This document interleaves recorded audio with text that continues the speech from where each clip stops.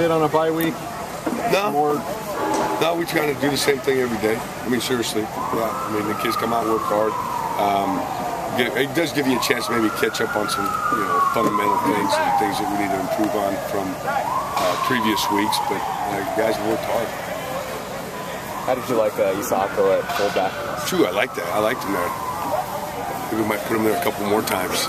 Yeah, I like that other guy back there too that goes in there when he goes in. Number 30, number 30. Yeah, I like him back there too. You want every defensive player though. Yeah. Okay, that's right. You imagine what kind of offensive guards Kenny Clark and Eddie Van Rose would be? Well, hopefully it'd be good enough for you guys to score 80 or 90 points because it's the only way you'd win. Good point. I think you guys are still the best red zone team in the nation. You missed one time and it was a field goal.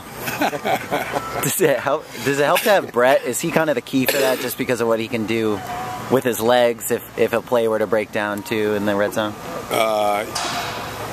Yeah, I mean, in the red zone, which obviously, like, things get... And what else has happened, too, is that we've, improved on the outside well enough that they've got to respect us out there, which gives Brett some opportunities. No, but Brett's obviously a weapon with his legs, which he's shown in the last... since he's been here. And I think that's been good the last few weeks that he's taken advantage of those opportunities. Has there a thought about getting maybe another running back in the rotation with Nate Starks possibly questionable? Yeah, probably. I don't know. You have to talk to KP about that. I told you guys, I just call plays. I don't know who's in there half the time.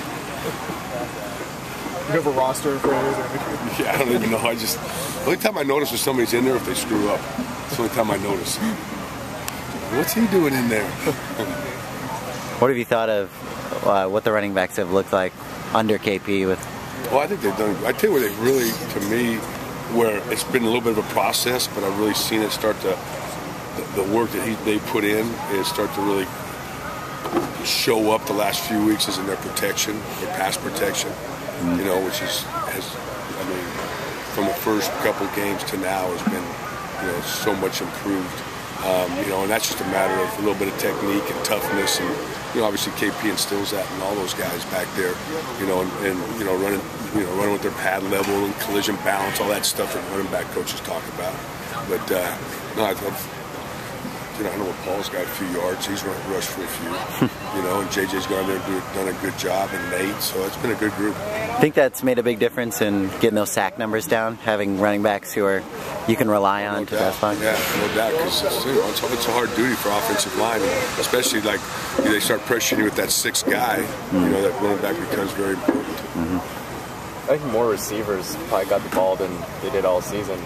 What was the key to spreading around so much against Washington? I don't think it was like a conscious effort. It's like that every week.